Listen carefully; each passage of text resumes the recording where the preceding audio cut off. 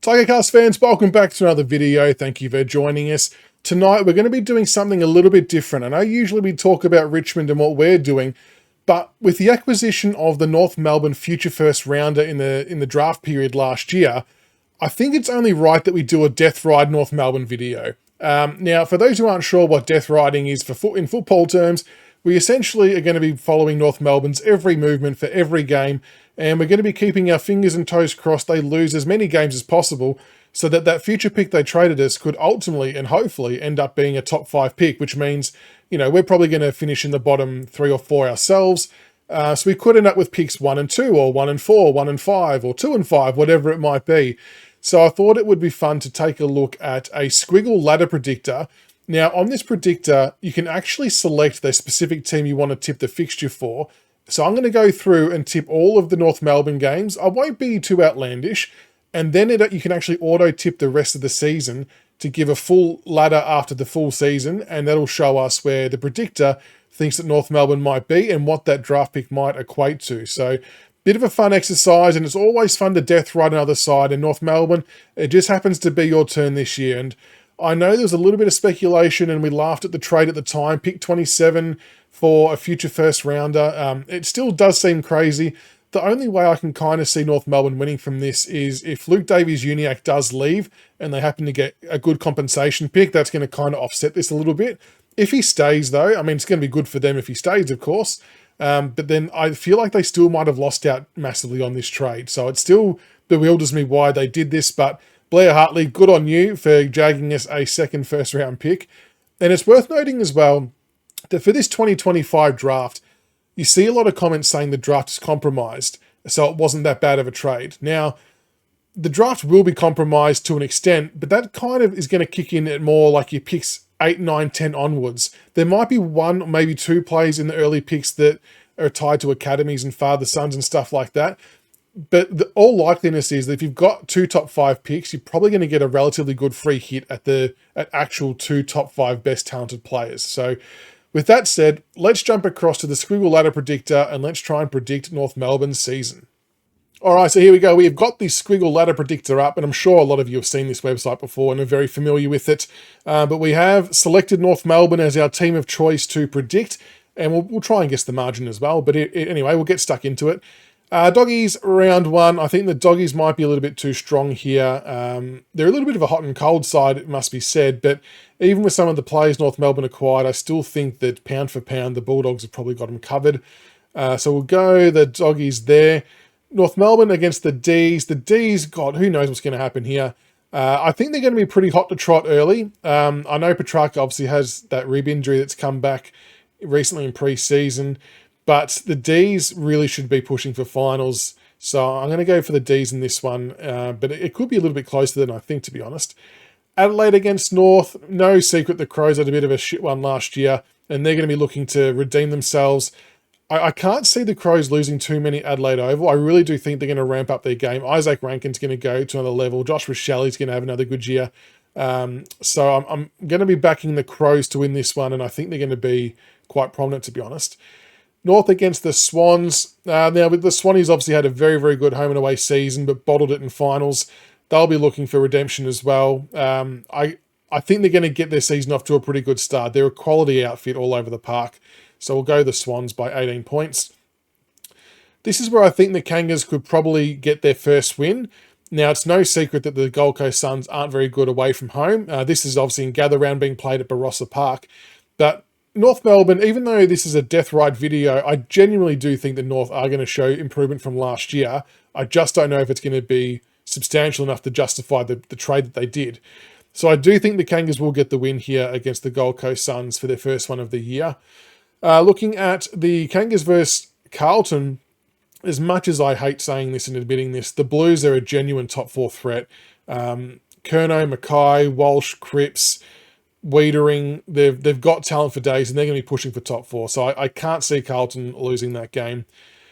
Port Adelaide against the Roos, similar to Adelaide. Port are probably a top 6 team. I had them top 2 or 3 last year. They might have slipped ever so slightly, especially with Marshall being out for the year as well. But they still have enough talent on the list to be in the top 8. And I do think they make the most of their home games typically. and I think they'll be too strong for the Kangaroos in this particular game. The Bombers versus the Kangaroos, this is a genuine 50-50. The Bombers are a bit of a mixed bag year on year. They've obviously lost Stringer, which is a bit of firepower up front.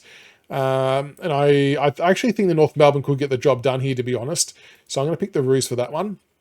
Kangaroos against the Lions, the reigning premiers. Brisbane are a scary good side. And now that they've finally got to click and understand what they're doing, I think they're going to go from strength to strength. They've obviously got to cover Joe Danaher, but I think they will get the job done here against the Roos. Richmond against North. Now, purely because this game's at the MCG and we hardly ever play them at the G, I'm actually going to tip the Tigers. I reckon, and especially because it's not so much early, it's heading towards mid-season, but I still think we'll be motoring along and in a bit of a honeymoon period, hopefully, by this stage. So I'm going to pick the Tigers. North Melbourne against the Pies. Collingwood are going to be another one of those teams after a bit of a redemption year after falling off in 2024. They've just got so much talent across the park, and I think the Pies will be too good in this one. North Melbourne versus the Eagles at Hands Oval, wherever that is. Can anyone tell me where Hands Oval is, please, in the comments below? I'm not too sure where that is. But I think that the Kangaroos will get the job done here. I think they'll be able to get a win against the Eagles. North Melbourne against Fremantle. Now, if this was in Melbourne or in Tasmania, I would be fairly tempted to pick North Melbourne. I do think Fremantle are going to be a legitimate threat to the top four.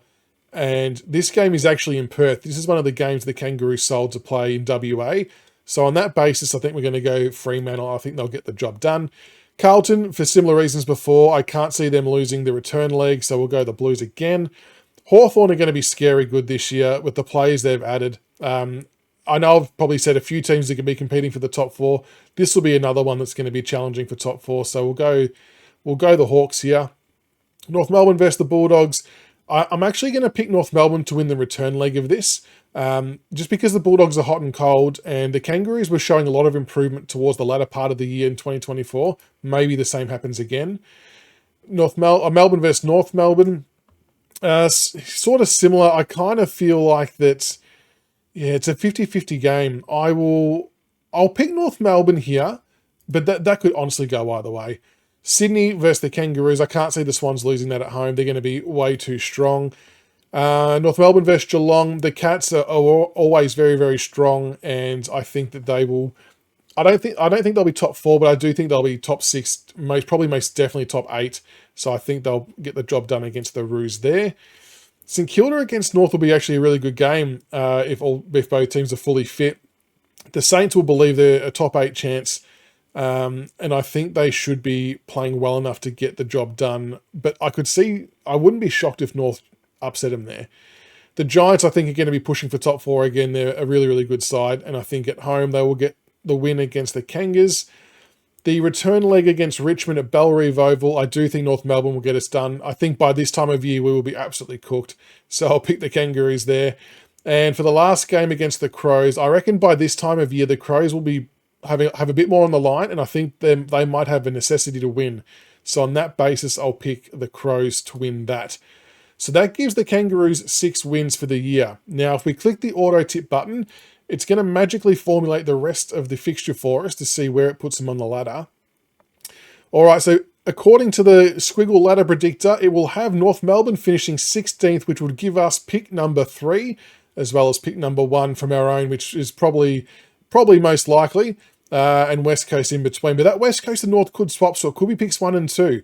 Now, I don't think 6 wins is too far-fetched for North. They might jag 7 or 8, and even if that pick turns in to pick 4 or 5, that's still going to be a great result. But the Squiggle doesn't lie, folks. So pick number 3 is what we're going to get for North Melbourne's trade for pick 27. Picks 1 and 3 for 2025. Come at us. We'll take that every day of the week. But bit of fun. So let us know in the comments below, where do you think North Melbourne's going to finish in 2025? And then what pick will that mean for the Tigers? And let's death ride the Kangaroos in 2025.